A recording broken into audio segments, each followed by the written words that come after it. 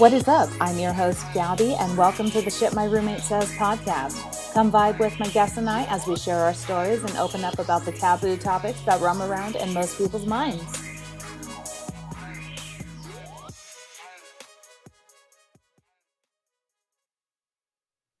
All right, welcome back to the Shit My Roommate Says podcast. I'm your host, Gabby, and today we have with us a very, very special friend of mine and who's equally as awesome because he also has one of his own podcasts. Ladies and gents, let's give it up for one of my greatest friends, Victor Cavazos. Hello there. And that is the first and only time you will ever hear me say your name. So from now on, it will be C. C. It's always been C. It's going to stay C. For those of us joining, Victor is, I know I said it that time because I'm introducing your podcast. So Victor is one of the 5 hosts from the podcast, ThePodSquad5. So you want to tell us a little bit about your podcast, sir?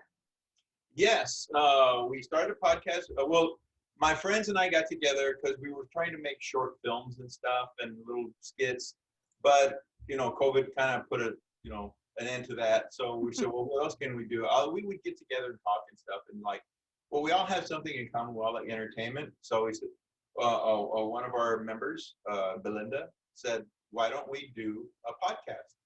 And so I was all on board right away because I'm just goofy and silly, and you put a camera in front of me, I start acting goofy. You're a character for sure. I'm a character. Well, the term I used with you the other day was ham, and you were like, "What's that?" Because you're young and I'm old.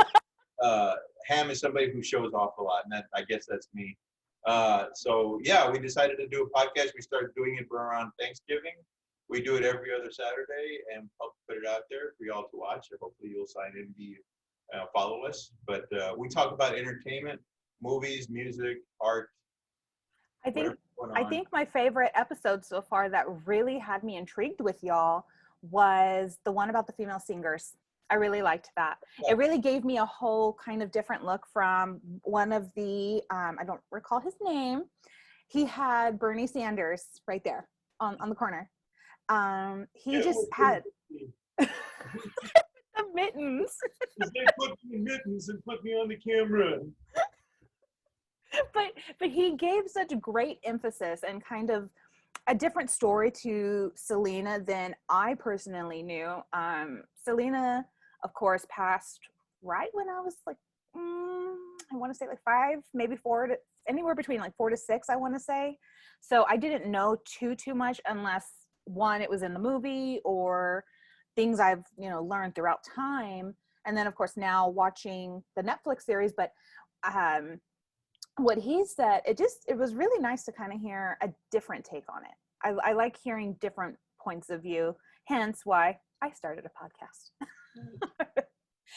But going further, the other segment I like to kind of introduce with is how we met. And I find this to be the best intriguing topic I think I've ever had. It is intriguing. You want me to tell the story, tell the tale? You know what? I guess so. I will introduce the topic real quick. So, and then, because it's going to all tie in from there pretty much. So our topic today is the teacher, breaking that barrier. So please enlighten us, C, as to how we met way back when. Okay, I'm a teacher. Yeah. You think? Most of 4 of us on our pod squad are teachers. And I've been teaching for a while. And I was teaching health to 7th graders at a middle school. And we had the nurse would use this 8th grader as an aide. So she would make deliveries and go pick up kids that needed shots or I don't know. And so she would enter the classrooms with notes. I have a note for so-and-so. So one day this girl came in and said, the nurse needs to talk to so-and-so. I said, okay, go. And for some reason, the aide didn't leave. she hung around. It was boring in there. She had Watched it cold all the time. And that aide was Gabby. And for some reason, Gabby Hi. became a fan and was like in there every single day during that period. And she was an 8th grader, so technically she wasn't my student, but she was a student at the school I was working at. And since she was always around, we got to know each other, and we became friends. And when I say friends, I mean teacher-student friends, not that kind of friends. Okay. Gosh, no. Okay, and so Right. that brings me into a very, very great point. So for those who are new and who are listening and can actually see us now, because if you watch us on YouTube, you can definitely see our faces. And now that we've done the math, we have what, a 29-year age difference? 29. I was 13. I think you were like, but okay. Yeah, I was 13. You were in your 40s. But there wasn't ever, I'm like, the thought just goes, ugh. I'm sorry. Thank you though, right? Like, No, okay, from what I can remember of 8th grade, 13 years old, one, she had a cold and she was not nice. So I had the ability to sit in a chair in the corner or go get people. And I hated sitting in that corner. Yeah, because there's nothing fun to do. You're like me. You don't like sitting around. No, I don't like sitting around. I wanted to go explore. And I guess it was, and people could say a teacher's pet, whatever. I don't think I was a teacher's pet as much as I enjoyed the energy some teachers gave when I was younger. I can recall several teachers in my 8th grade, my middle school years, who I can remember descriptive details of just different class, things we did or lessons we learned those days. But it wasn't because of the lesson I learned, it was because of how they taught it. And when I would walk in every day, I was like, you were bubbly. Like, I had guy teachers and but I had guy teachers and all they want to do is be like, do your work. But you just had a kind of like, okay, cool. This is health. This is what we're going to do. And I'm trying to think, did I take a health class? I don't. You may have gotten it with another teacher that was also a baseball coach before me, but I won't say his name. I can assure you, I did not. That's why I think that's all of that. You know why? No, because I left 7th grade year. That is why I did not take a health class. So that's why I might have been very intrigued by your class, because I never took the class. I also never took a typing class. Screws with me to this day. But back to the story. You were just, it was nice. It was refreshing. And I guess to me, it's like I'm learning something at the same time. So if I get in trouble, am I really going to be in trouble for saying, hey, I chose not to sit in a seat and do nothing? I learned health. You know what I mean? Nurse at the time, so why not? I was right across the hall. Like, if she needed me, she could have just yelled and I would have heard. I mean, it is what it was. But no, so that is the first topic, like breaking past that barrier, overcoming that society mindset that a male teacher cannot befriend a female student without any sexual undertones. And that's, yeah, it's unfortunate. Well, it's very unfortunate. It's unfortunate that it only takes a few people to do something stupid to mess it up for everybody else. Mm-hmm. Because, and I tell my students to this day, like, you're not my friend. You're my student. I'm your teacher. We have a professional relationship. Don't call me Vic. Don't call me Victor. Call me Sir, or Mr. C, or Cavazos, or whatever. Once you graduate from high school, yeah, let's be buddies. If we have that kind of relationship, friend me on Facebook. And a lot of my friends on Facebook are former students, and it was kind of weird the first time, because I've been teaching for a number of years, and I've gone to a midnight movie on a weekend. And so I got out at 2:00 in the morning, and having a poor diet, I always stopped at Taco Cabana to get a taco on my way home. And I'm sitting there eating, and somebody across the room says, "Are you Mr. Cavazos?" I'm like, I look over and it's this dude, not a kid, a man.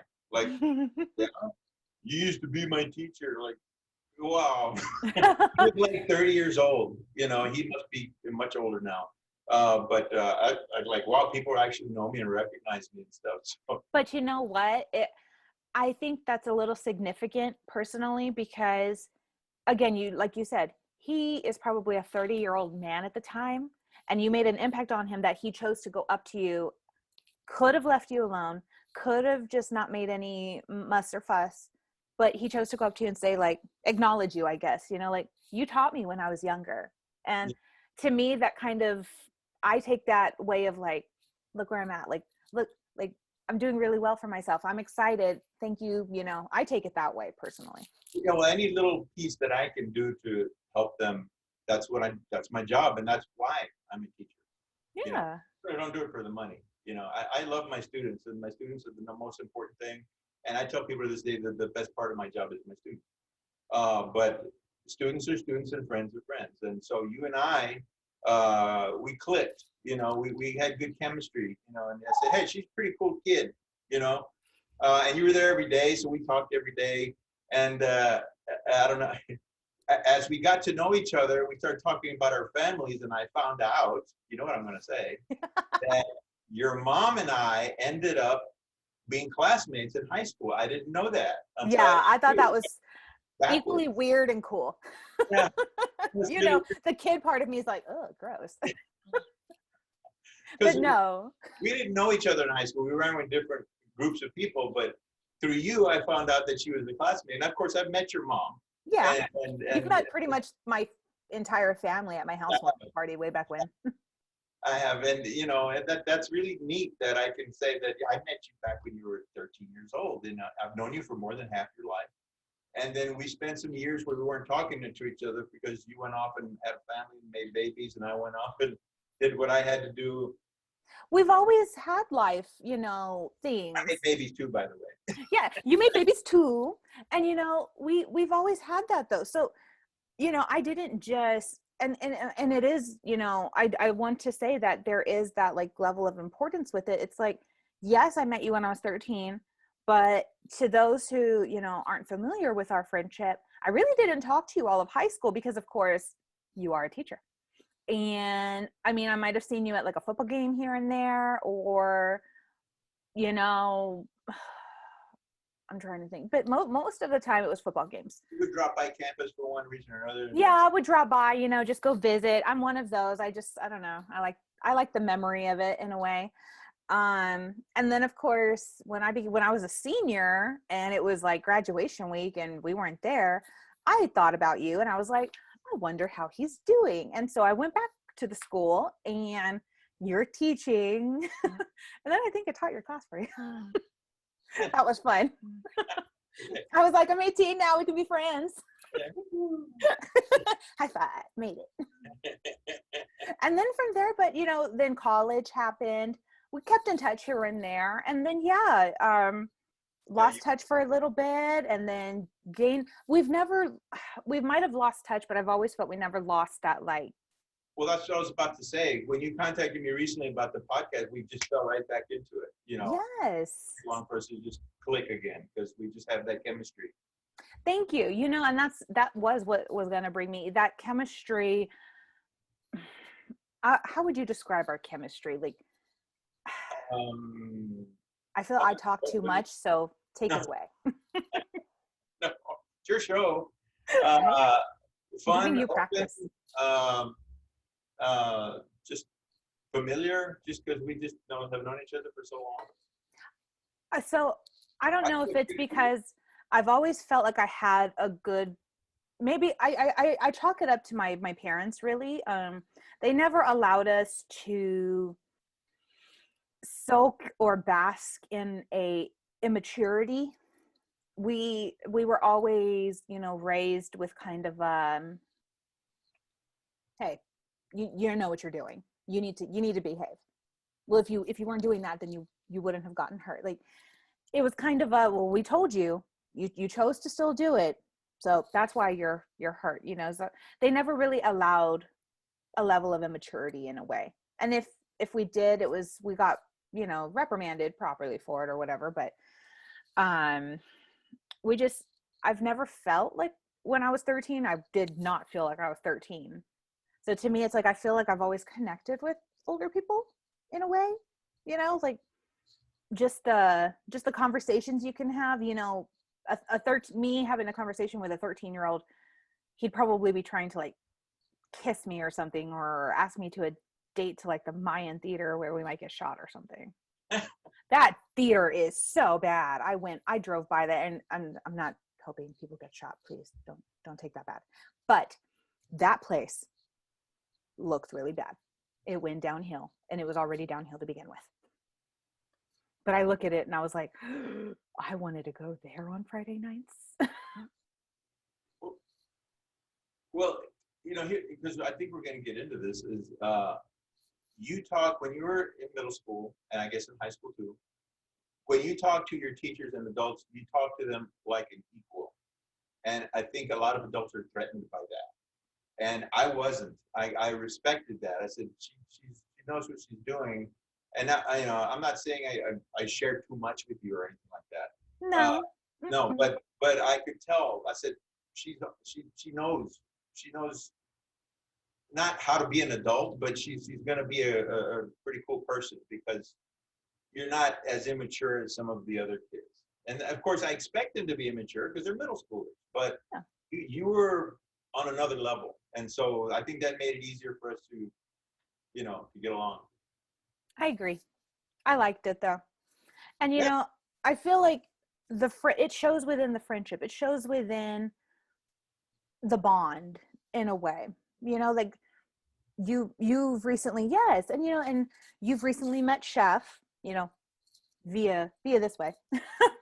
But it's being able to have that connection, and then be able to, you know, even maybe one day meet Bad Girl Jury and whatnot, but being able to say like, hey, we went from a teacher standpoint to like, this is like my great friend, you know, you're there through life things like we have been. Yeah. I don't know, I enjoy it. I'm trying to see. You know what, speaking of COVID,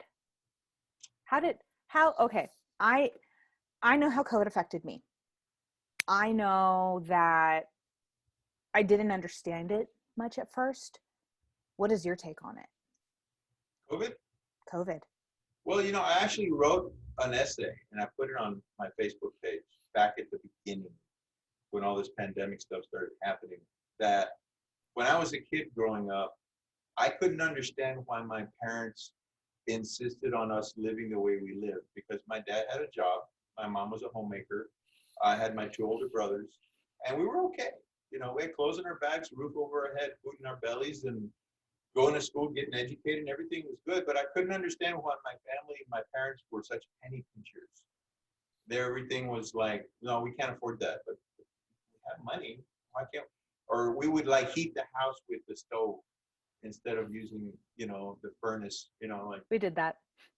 And it just, as I grew older and more mature, started taking on more responsibilities of my own, it occurred to me that my parents both lived through the Depression. So when you live through traumatic times like that, that affect everyone, everyone's behavior has to be modified and changed in order to survive. And I kind of felt like this COVID thing was our depression. This is what our generation is going to have to go through, because it is affecting our behavior, and we are having to make a lot of adjustments to survive. And even after the, you know, the pandemic is over, hopefully soon, our kids and our grandkids are probably going to want to know, why is grandma and grandpa so picky about our health? Why are they so picky about us washing our hands and doing all these things and not necessarily embracing people too much? Maybe they're more into handshakes, or, you know, because of what we've been through, you know. And I see that my parents' behavior was affected a lot by what they went through. And so the title of my essay was Paradigm Shift, because it is, you know. And it's affected, obviously, a lot of our social activities, and I think it's going to affect our social activities going forward, even as I call it, the new normal. And so that's how it's affected me. But, you know, it's funny because I know a lot of people have been inconvenienced by this, big time, and I have too. Mm-hmm. But I'll call it the alone time that I've had, not being able to see my friends and go out, has forced me to be more introspective and look within myself for whatever I need, or Mm-hmm. think about that, And I think I've actually evolved a bit. My hair, I decided to let my hair go because at first they wouldn't let us go to barbers. So I said, okay, I'm gonna let my hair go. Then they said, okay, you can go to barbers, but I said, you know what? I'm gonna let my hair go. So because I used to cut it with a #3 clipper, so that's pretty short. But Wow. I haven't had it cut in a year. This is a year's worth of hair growth. And I've gotten a lot of compliments, and it's like, hey, you know what? My hair actually, when it gets to the end, it gets little curlies and does its own little wavy thing. Like, Are hey, you that's gonna Are you gonna rock a man bun? I have a friend that tells me that you can do the man bun. I don't have enough to do a man bun. I barely have enough to do a ponytail, which I've experimented with, but I had some people go like, so it's right now it's more free flowing, but and so far they haven't told me anything at work, so I'm glad because it's who I am. It So doesn't affect my professionalism, I sh- just chef's 9 to 5. He would go to work pre-COVID. And then now that, it's work from home for everything for the most part, he let his hair grow. And there came a time where I was just like, I did not know I was dating a Wookiee. I was like, are you going to go get a haircut? Like, I'm keeping myself right and tight. Like, are you going to go get a haircut? Like, at the end of the day, like, I understand you don't want to look good for you. Look good for me.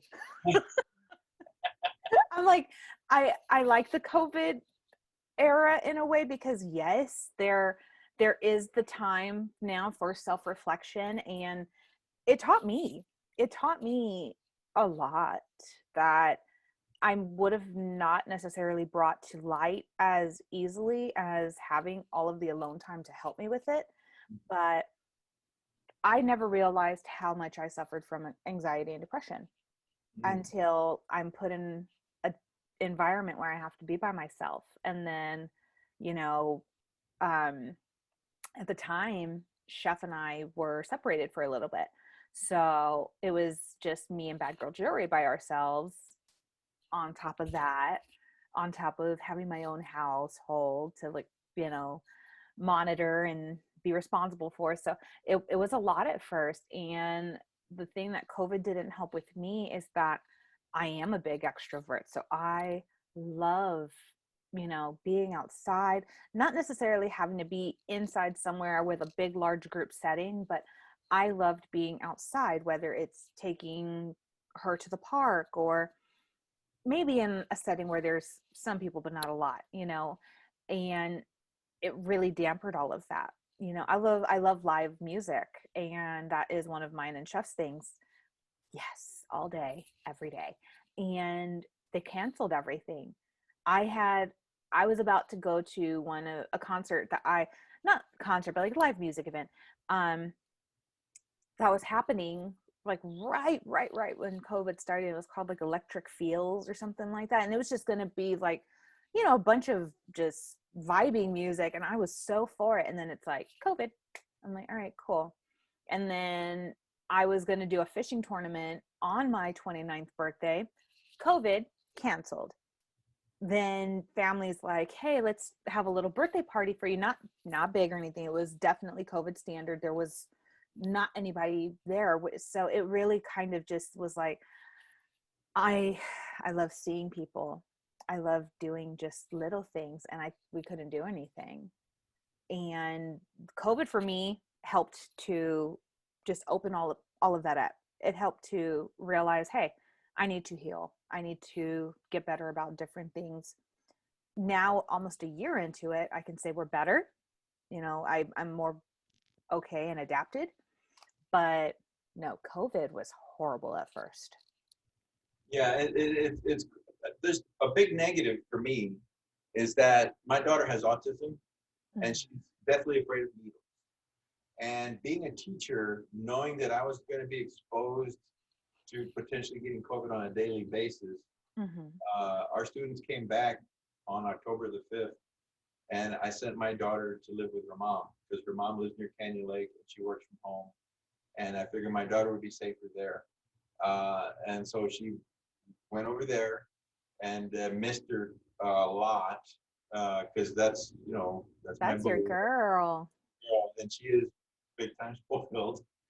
Aren't Uh, they all?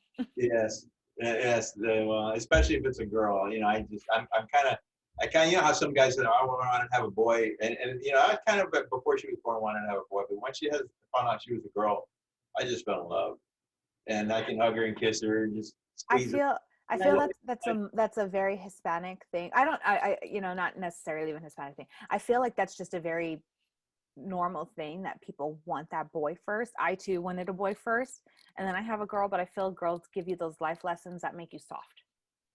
Yeah, I can talk to you about her birth because that changed my life, but that's maybe another topic. I don't know, Oh, but we'll get into that.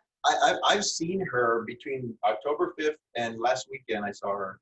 I've seen her like 5 times, which is difficult Mm, because I don't want to put her mom at risk either. no, yeah, because I don't then go there that's every day, but I wait till at least once a month. I'll try to go over there and visit her in person because I miss the heck out of her. And I take her little things every time I go. But we hope I've already gotten one shot, and they'll get my second one in about a week. I don't know how we're going to manage her though, because when she was younger, we literally one time it took 3 people to hold her down to give her a vaccine. She's a little better now. She keeps saying, "Okay, I guess I'll have to try," but I don't want to walk her into the vaccine place and then she balks. Like, well, what are we going to do now? She doesn't want a shot. So it's a challenge. But the sooner she gets that, the sooner things will return to normal. I'll be able to see her again. So that's been the big negative for me about COVID. But the positives, like I said, I've been doing more writing. I like to write. I want to be a writer when I retire. I've lost a lot of weight because of all the time we spent at home. teach me I, your ways, Obi-Wan. yes, well, I've lost about 50, 60 pounds. That Uh, is amazing. but it was started because they told me I was diabetic. And they said, you better behave, Cavazos. You better start eating right and doing okay, okay, okay. So I went to a dietitian. They gave me some really good advice. I started doing a little bit of keto, started exercising Okay. more. And part of my exercising problem was I was getting plantar fasciitis or shin splints or something like that. But I was also because of the added weight. So when the weight started coming off, the injuries were less. So I can now go jogging and do all kinds of things. I love to hike like you. I like to get outside. I don't like to be a homebody. Mhm. So I stay busy. I watch my diet. My A1C is like at half. So in fact, they took me off meds. I'm doing so well. But That is again, awesome. I don't know if I would have been that successful if it hadn't been for COVID because I would have been more, No, yeah. stuff like that.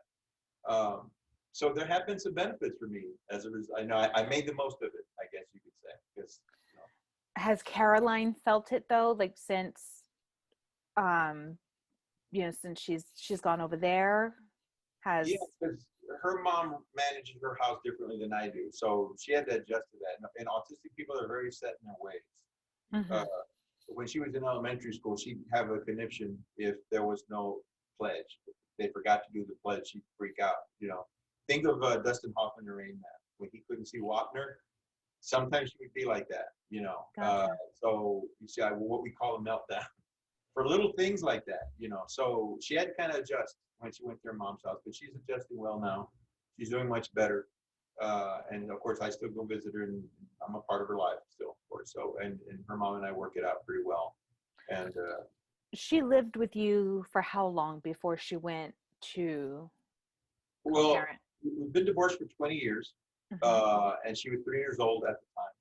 And so, if we had agreed to do it the way the state wants us to do it, I would have seen my daughter once a weekend, once a month. Oh, one weekend per month. And I was not going to stand for that. I was like, no, no, I want to be a parent. I don't just want to be the dad who appears. Um, and her mom and I could have fought over it, but what actually ended up helping was that mom's job required her to travel a lot. Mm. So mom was, and she had custodial rights, even though it was joint custody, she had custodial rights. She decided that I shouldn't say we decided that we share. our daughter. You know, she spent equal time going back and forth to our homes, and we've been doing it that way since she was 3 years old. Gotcha. So, Okay. like for high school, she went. I won't say the high school. She was with me Monday through Friday, so she could go to high school here and see her mom on weekends. And that allowed mom to go to work and travel and do whatever she needed to do. There's occasionally she'd go on a weekend, and so she'd stay with me for a weekend, which of course, great, yeah. More time. Yeah. But she's more stable now. Mom's working from home. She doesn't travel as much. And so now we're actually adjusting the visitation a little bit. And she's 23 now, so there's not a court issue. It's just a matter of us working it out. And we've got a good relationship where we work things out like that. And mainly because I don't want Caroline to see us argue. There's certain things we could argue about, but Caroline's more important. So we deal with it that way. So I think this is just a perfect transition.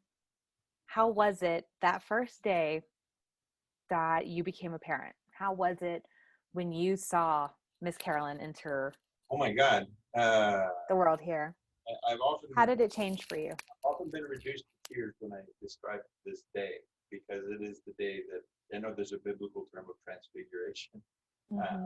I went through my own transfiguration the day she was born, and I always like to tell a story that before I was even married, I'd go out on dates, and the girl I was with sometimes would freak out if they saw a baby at the next table.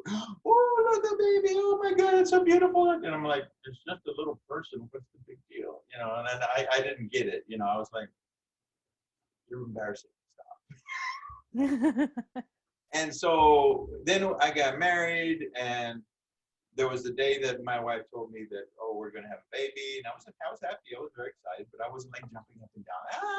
You know, I was like, oh, cool, we're gonna be a dad. And then I went on and did what I do, you know. And we went through the process of the pregnancy and all that stuff, and the doctors and everything. And we went to a doula who lied to us. I mean, she didn't really lie to us, but she was telling us it's going to be very systematic. You're going to measure the contractions. It's going to be 19 minutes. It's going to be 15 minutes and 13 minutes. It's good. And you'll have plenty of time to get ready and go to the hospital and get checked in and get to a room and blah, blah, blah. No. Woke me up in the middle of the night. I think it's time. Oh, okay, let me get a watch. Let me time your contractions. Okay, 20 minutes. Good. Okay. And what, you having another one? It's only been 5 minutes. What are you talking about? You know, and things were just all over the place. Contractions, 18 minutes, 5 minutes, 60 minutes, 1 minute. I mean, it was, you know, she went and took a shower, and water broke in the shower, luckily. Lucky. But it was like, oh my God, we need to get going. Luckily, it was the middle of the night. We called her mom to come over and watch our stepdaughter, or my stepdaughter, not hers. And so she stayed with her, and I was driving down the highway 80 miles an hour. She was literally fetal in the back seat, because Carolyn, my daughter was coming, you know. Mm-hmm. We get to the hospital, I drop her off at the front, I park the car, I get back, and she's already like there. I mean, there's no hospital room. She just went. Caroline was basically born 30 minutes after we got to the hospital. So yeah, Caroline was not, she was rushing. I wish I would have been that lucky. And yeah, I know, because the plan was an epidural, and no time. She had a natural birth, which I feel for her. To experience 30 minutes, well, I mean, not 30 minutes, I'm sure she was in labor for longer, but to experience a hospital to birth within 30 minutes, take a gander, take a guess. Take a guess how long from getting to hospital till Bad Girl Jory decided to make her debut. 2 hours? 21. Oh, yeah, that's a lot of. I was done. I had an epidural, but I was done. I was like, her head is so big. I just want to die. I'm going to pass out. I want food. Give me a Whataburger. Breathe. I was like, this is horrible. 30 minutes, don't get me wrong, natural birth, but 30 minutes, I would have done it. Yeah. My daughter, though, a lot of people don't realize, and I guess it's a good it's a good other point of view. You had a moment of, how would you say, when she came 30 minutes later, what was your reaction? How did you change? Exactly. Yeah, because I told you already, you're embarrassing me. It's just a baby. The moment I saw her, I became a different person. Mm-hmm. I just, and here I'm getting emotional. It happens every Mm-hmm. time. Every time I talk about that moment, she came into my life and totally changed my life. And they always people say, "What's the meaning of life?" At that moment, I realized the meaning of my life was to be her father. That was my purpose, and that was going to be my purpose for the rest of my life. Uh, and so they wrapped her up, they gave her to me, and immediately I said, she opened her eyes, and I had to cover her eyes because the lights in the ceiling. Oh, no, no, she's been in the dark for 9 months, and I wanted to protect her already. So I instantly went into protection. I just, it's hard to put into words, but it just like my whole life was just, I was holding it I'm a right there. parent. I gave birth. I know what you're talking about. Yeah. And gosh, and then of course they took her and gave her to mom, and mom started a little, really cut the umbilical cord and did all the placenta stuff, all that process that you go through when you're in childbirth. But that was just the greatest day of my life. It was so scary for me. I wasn't married, I like to call Bad Girl Jury my rough draft, because she's my practice, but it's okay. When I was single for the most part of my pregnancy, and um when I went into labor, I was I had just gotten home. I was on bed rest for a week. So Jilly, Bad Girl Jory was a preemie. She was born at 35 weeks.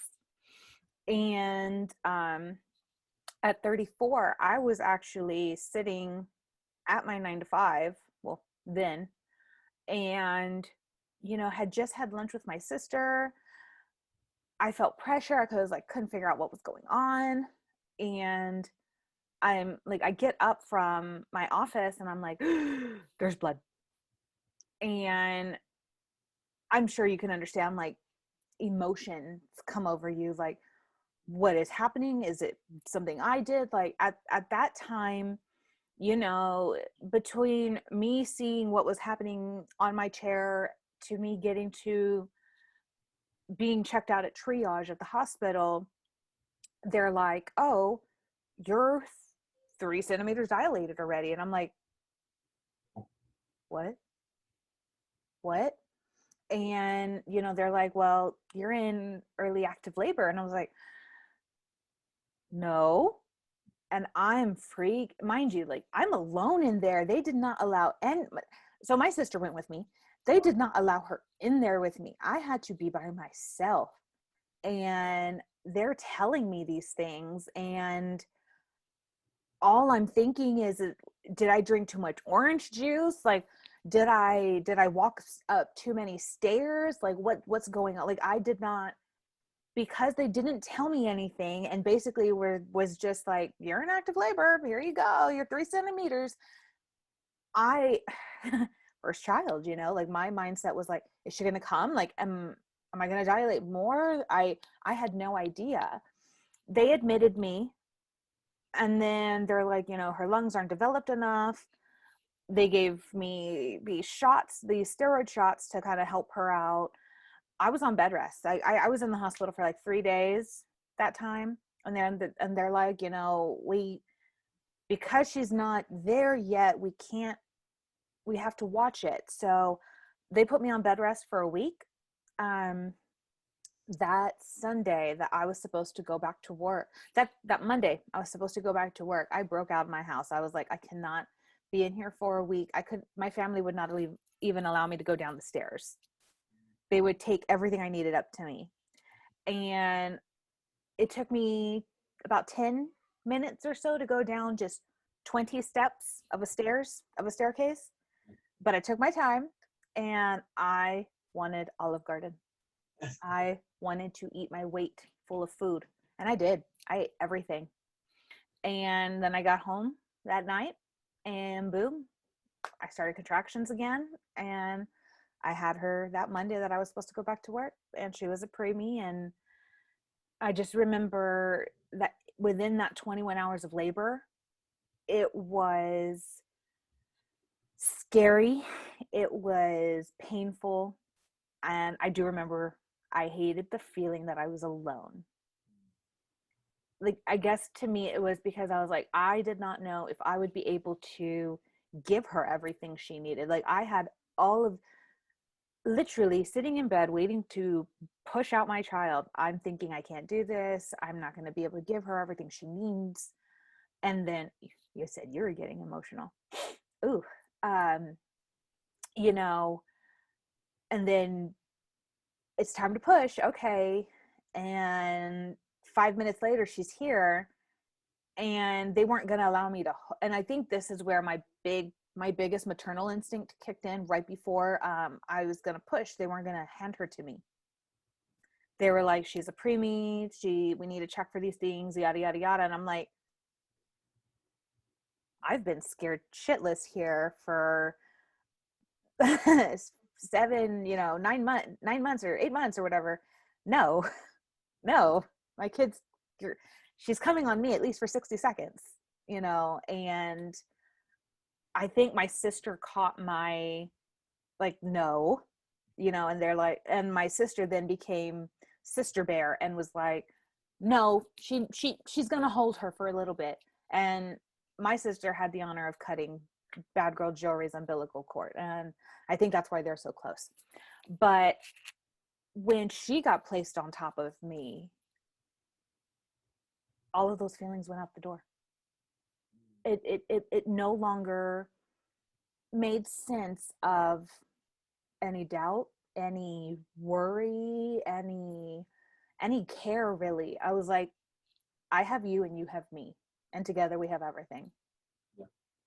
And that's how it's been ever since. And it's hard. It's been hard. Yeah. But I love every moment of it. But I will say, yeah, it is life altering. Yes. That moment. Oh yeah, definitely. I mean, it's there's nothing else like it, and I've only experienced it once, probably never again. But it's something that Chef talks about it, and I'm just like, no. I don't know. I love being able to say we can spoil our, so I have a bonus daughter. She is 10, she's 10. She's going to be 11 this year. She just turned 10. And the ages always get me, because it's like you're going 9, going on 27, type thing. And so he has his daughter. I have Bad Girl Jerry. And I know it would be nice to have the hours, because he's basically raised Bad Girl Jerry since she was a month old. That's when I met Chef. That's why I said it's been an adventure. But I can't fathom the idea of having another one yet. Yeah. It would have to be planned. It would have to be really planned and thought out. Yeah. Yeah, we were in our 30s when we had ours, so you got time. See, I'm just, I want to do more things. I don't have children in my years. I feel like my 30s are going to be my prime time, So I'd rather focus on something called shit my roommate says. We all have our ambitions. Let's keep it real. It's hard. I give it to anybody, any parent who has multiple children. I give y'all fucking medals, because it's hard. I deal with one, and that is enough. Yeah.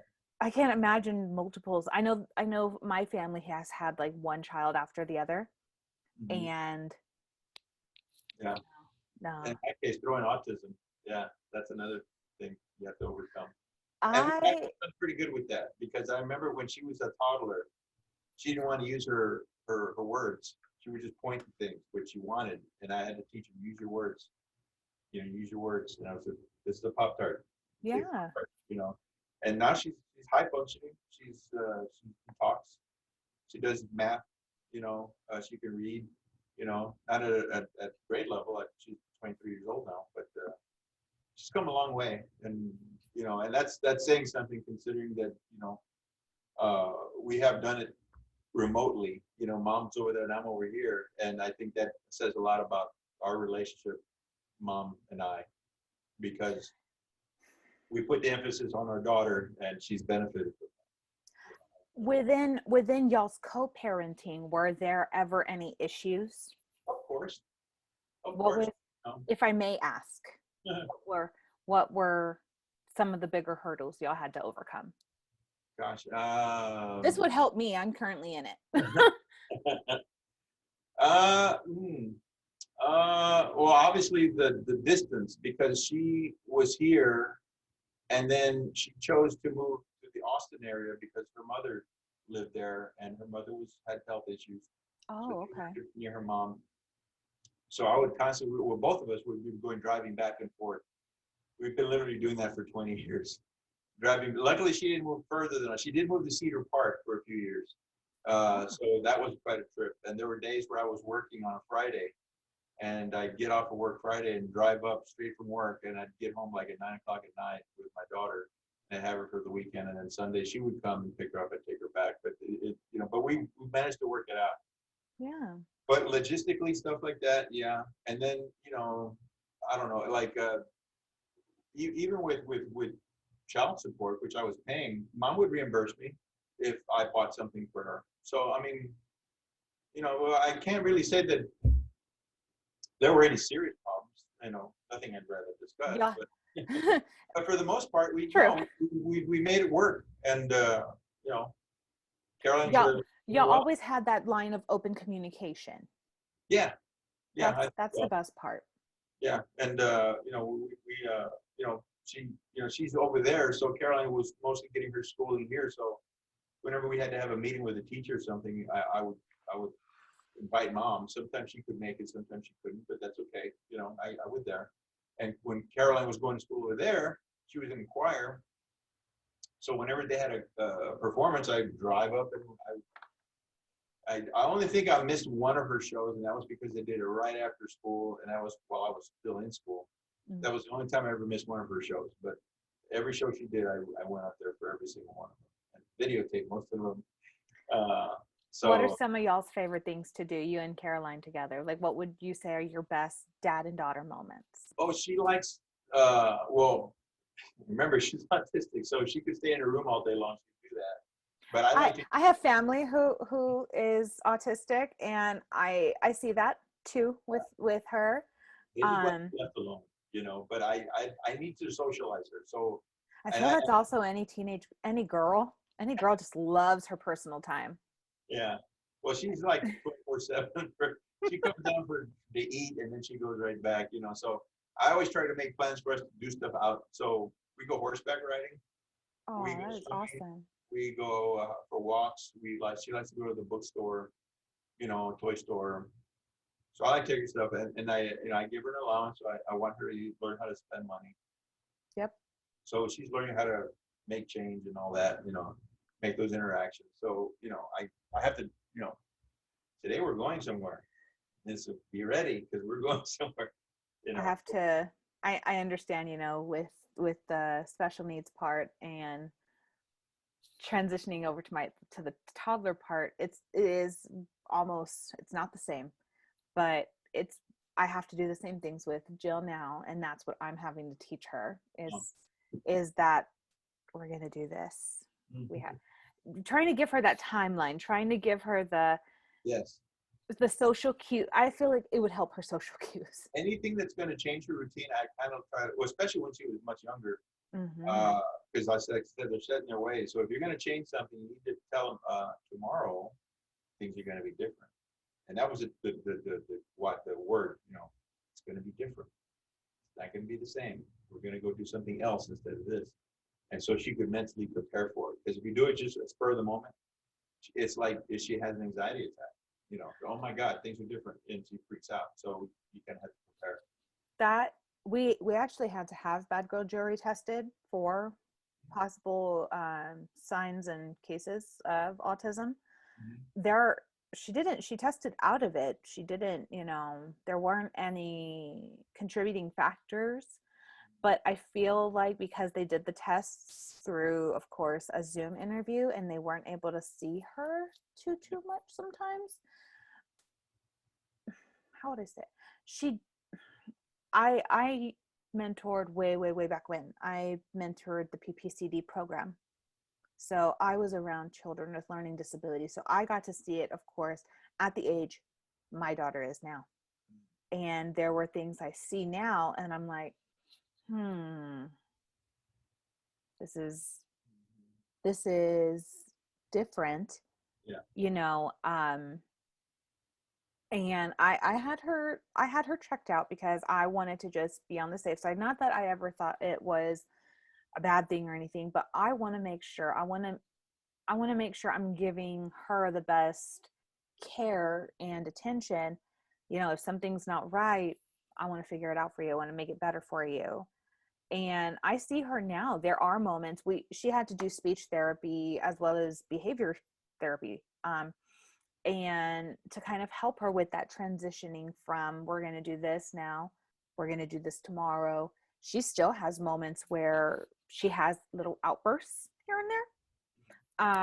But I understand that the having to get them and prepare them and get them ready for we're going to do this tomorrow. With her, we were advised, like, use the words later, describe what you're going to be doing at that moment, because she gets just too going if something's awry. I don't know if that's something Caroline experienced when she was younger. Yeah, I mean, because there was even a sort of period of time, luckily it was short, where she would do the head banging, and whenever she would get stressed out. Luckily that didn't last long. But then there was another issue where she would like self-stim, where she would like scratch her face, and she would take school photos and she'd have like little scars on her face. Luckily they didn't last, they went away. She's a beautiful girl. But those are things that she grew out of, luckily. But those are things that happen to autistic kids sometimes. No, definitely. And I'm trying to think. I was like, I lost my sentence there for a second. Damn it. Does that moment do those happen to you too? Oh yeah. Okay, see, thank God. I felt like I was really alone there. I had a really great question because you had just made such a good sentence, and I was like, and then it just went. Well, I'll take over. Take over. Go ahead. Doing a show. No, but it happens too. I'll be doing a list of something, my favorite movies, blah, blah, blah. And I think, well, what's the name of that movie? I see it up here, but I can't think of the title. And I'm like, Well, I lost that sentence, but what you just said right now made me think of something else. So within your podcast, I'm going to change subjects now. You know me, I like to go 0 to 100. I go everywhere. With your podcast, I want to hear a little bit more about it. What are y'all wanting to do? Why did you want to start? So whose idea really? Like, did you put in a little bit of like the creative thought within the process, or? Yeah. First, let me. Let's get into that. I want to hear some stuff. The usual suspects: Belinda Zepeda, Mike Melendez, Jose Llamas, and Susan Guzman, as well as myself. 3 of us were actually teaching at the same school when I'm a movie freak. And so back in the day before COVID, we'd sit elbow to elbow, and Belinda was next to me talking to somebody about movies. So naturally I go, movies. So we started conversation. She said, I work with some people who like to make movies and make short films and skits and stuff. Would you like to join them? Yeah. So I'll never forget the first time we met. And it's had some people come and go, but the first time they were like, so what do you do? And, I write scripts. What do you do? I direct. What do you do? I act. Victor, what do you do? I'm just a movie nerd. I'm just here to be a fly on the wall and just absorb it all, because I just want to be successful. Yeah, and it wasn't even about that. For me, I love creative things, but I want to know how they were created. That's the part that really, I just gets my blood boiling, because I love to know how you made something. I don't want to just see what you made. How did you do that? Yep. Show me, hold my hand and take me through the process. I want to learn the process. And so we got together and we had a few failed attempts at movies, and like I said, people come and go. We met Jose later, and Jose has been part of the group for quite a while now. And Mike is the one who's not a teacher. But Mike is very interesting because Mike has actually acted. He's done lighting and stuff for some movies, and he's actually done the roadie work for a lot of shows. So he actually brings that perspective. Like, yeah, I was backstage with Ozzy Osbourne, and like, oh, cool, tell us that story, you know, because he's got tons of stories, you know. So that's always interesting. So again, COVID prevented us from doing what we normally do. So since everybody's doing Zoom, Belinda came up with the idea of doing a podcast, and I said, heck yeah, it sounds like fun. You know, I'm not shy about stuff like that. So we did one, and we've been refining it, you know. But usually we'll pick a topic. We have meetings where we say, well, let's make a list of things we want to talk about. So we have our list that we make, and we're always adding to it, or always asking people to give us ideas for shows. And we break the show into different parts. Like we talk about our main topic. We'll do a segment about people who passed away. We'll talk about what brushes with greatness. Like I talked about my David Robinson encounter last time we did. You say you've met David Robinson? Well, I met him. I didn't meet him like, hi, David. It was one of those, oh my God, it's David Robinson. He's standing right next to me. You had one of those too with him. Yeah, it was when I was still married, and we were with our daughter at this place, and I was in line to pay, and I literally turned around and I just kept looking up, and I said, oh my God, it's David Robinson. And then I nudged the wife and was like, who's right behind us? And she turns around and goes, who's that? You don't know who that is? You know, and then this rookie of the year is David Robinson. So anyway, I was at Cheesy Jane's, and me and my best, I had just gotten my hair done with with the original roommate M, and because she's a stylist. I would love to promote her. She is so great. Love her. Love everything she does. We had just came from doing hair, and we went to go eat at Cheesy Jane's, and we're sitting there sipping our milkshakes, doing our thing, and then the corner of our eye, tall gentleman comes in, big family, and they're moving around tables. And that's actually what really kind of made us turn, was because they were moving all of these tables right next to us. And I was like, okay. And then I see M's eyes in her face, and she's just like, and I'm like, what? And she goes, bitch, that is David Robinson. And I think she got a little bit more emotional about it than I did, because I was just like, oh, okay. I've seen celebrities, like not a lot, but I've seen two, you know, and I'm just like, okay, give them their space. Give them their space. Bye. And that's the way I tend to be. She was just like, I can't believe I'm eating my fucking burger and he's right there. She goes, okay, I gotta calm down. This is just so exciting. Oh my God. And it was nice, but yes, he was there, and he had his whole family, all of them. And you don't want to, you know, hi, I'm a big fan. No, just, yeah. I'm just like, yes, the fan part of me was like, oh, yeah, I just go like, you know, like the head nod, the cool, the like nonchalant. Exactly. Glad we can agree. Ask him to be on your podcast next time. I actually, you know, it's so funny you said that. One of the things that prompted me to make a podcast, one was COVID, I will say. I got tired of, I call it being silenced, because again, I go back to, I'm a very social person and I'm a big extrovert. I love to sing. Singing is my thing personally. And when I couldn't go to a karaoke bar and just belt my heart out after a long week of work, I needed an outlet. And especially dealing, you know, with mental health, like you need something for yourself. Yes, you need something to make you feel better, you know. How do they say, like, food for the soul? Yeah. Hmm. To me, I wanted to have my voice out there in a way. And the best part with shit my roommate says was I was able to bring my stories in, and I was able to bring in the stories with other people and kind of make everybody feel like a little familia in a way, talking about the topics you don't really get to talk about.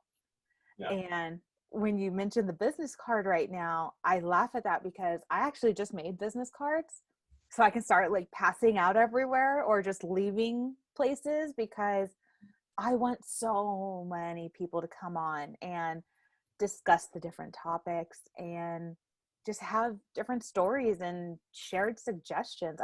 I want to hear what other people have to say. I know I have a lot. My name means talkative. I could talk all day.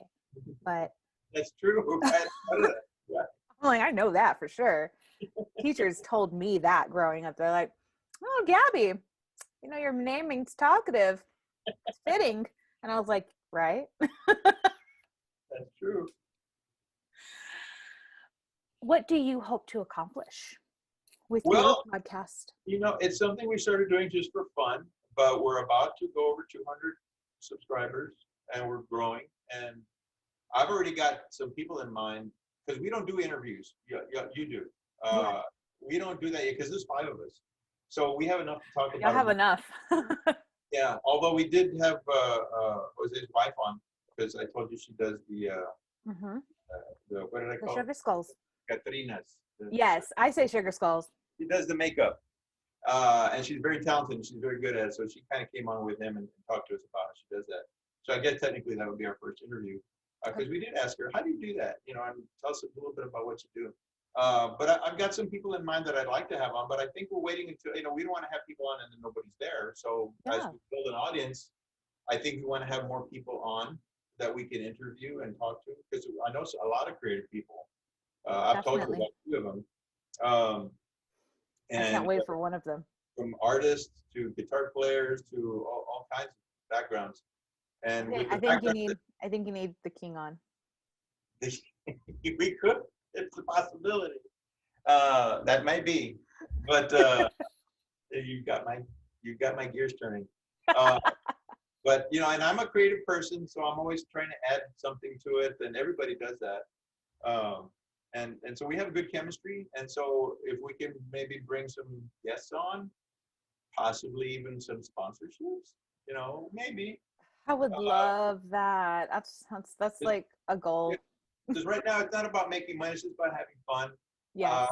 who knows what will happen after COVID, if we'll continue doing it, or if we're going back to making little short films? Because as I told you, I've already written a few scripts, and it would be fun to see some of them actually appear somewhere. You I know know, we're gonna collab one day. something Trust. I would love to do that, because I, Yes.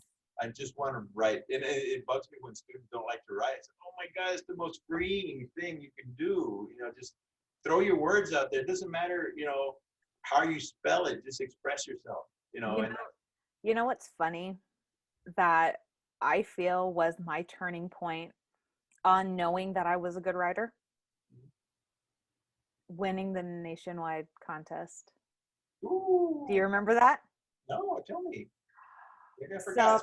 okay, so you know how I said I mentored um the students with learning disabilities, and that was my senior year of high school.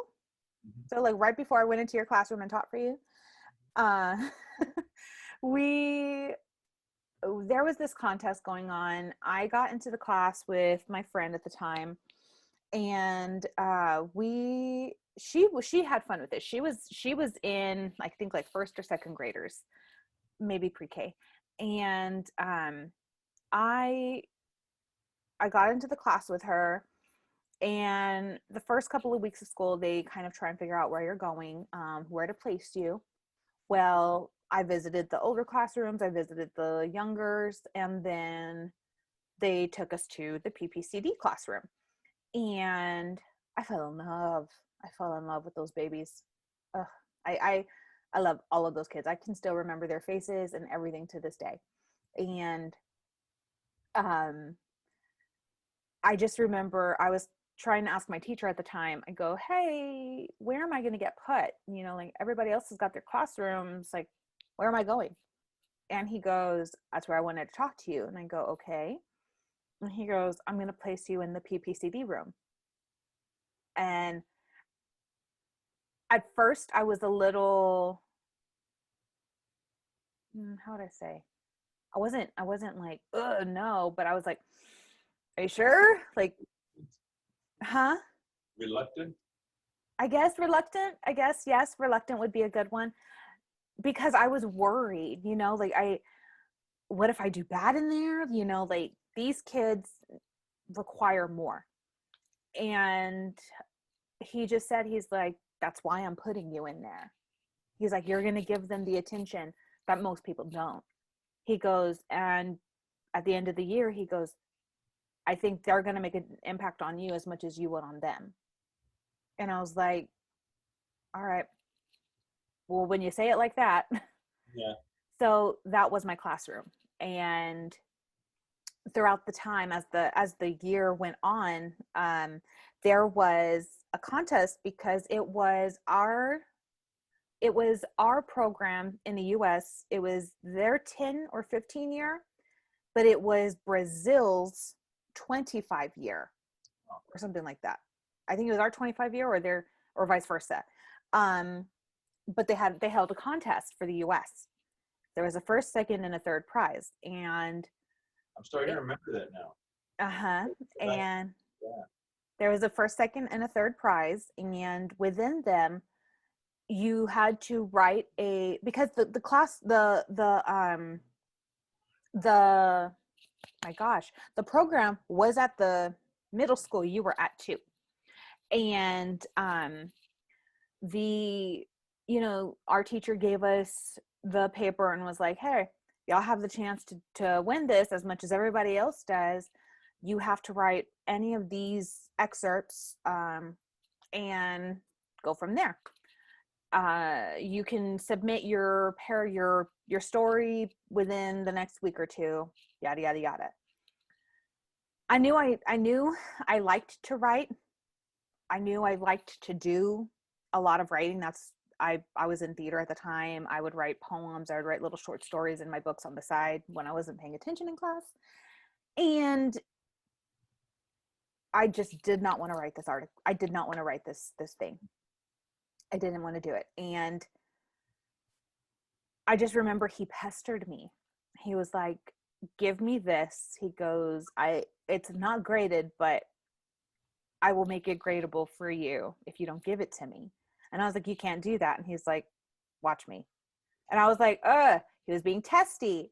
And so I was like, you know what, whatever. And I know I didn't want to write it because I get really into my writing. I get really passionate. And when I sat down that day in the counselor's lounge, just using the computer to just write this quick story to give to my teacher by the next 2 periods, I don't even remember the alarm bell saying class started, or the period started and the period ended. I just wrote, and then I printed it out, didn't even check it, gave it to him.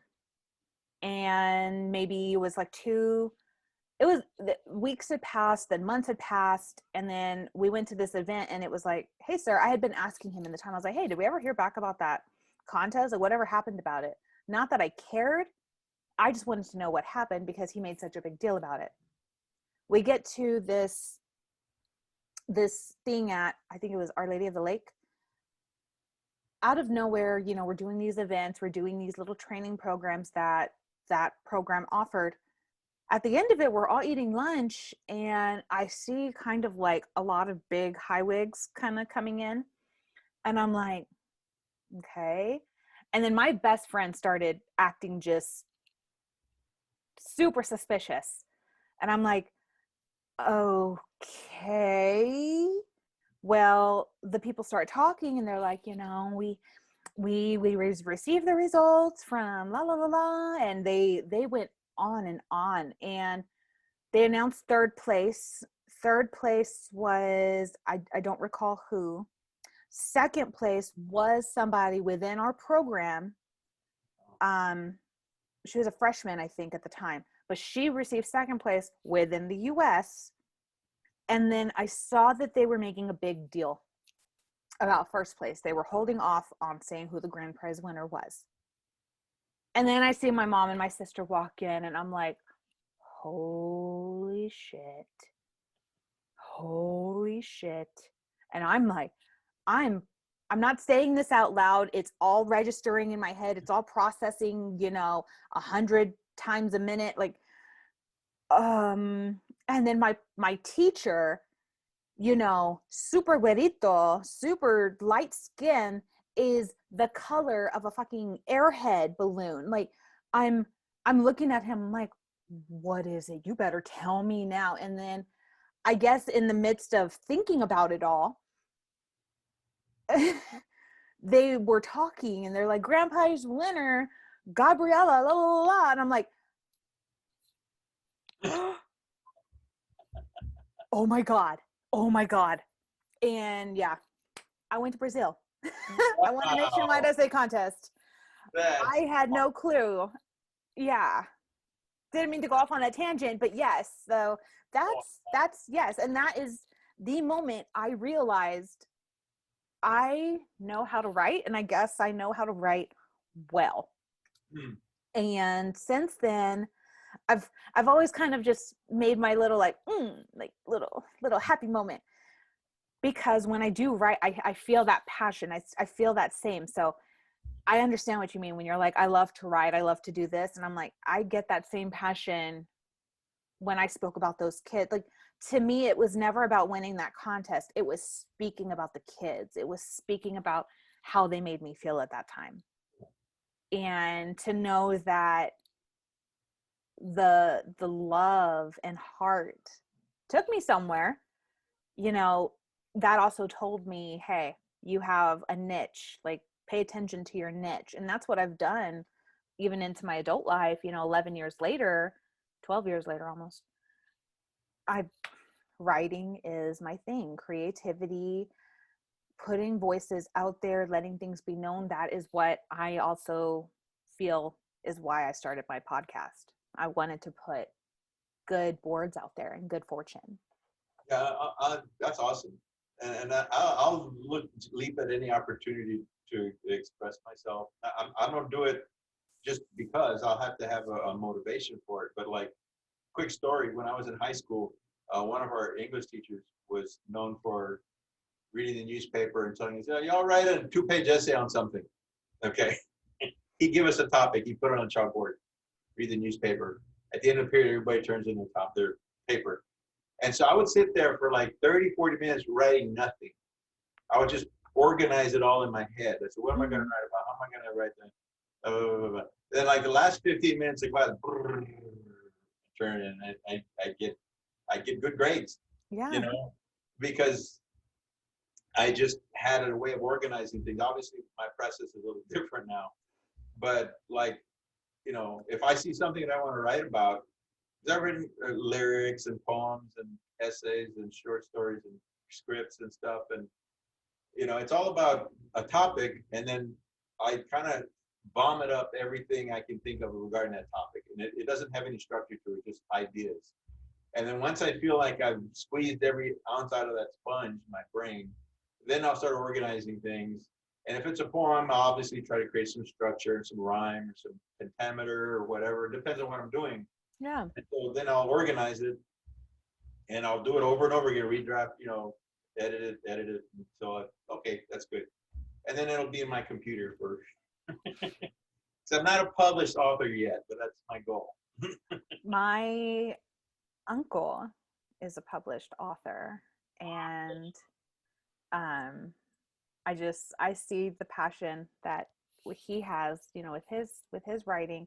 I could totally see you going very far with it. I think you need to definitely explore your options and avenues.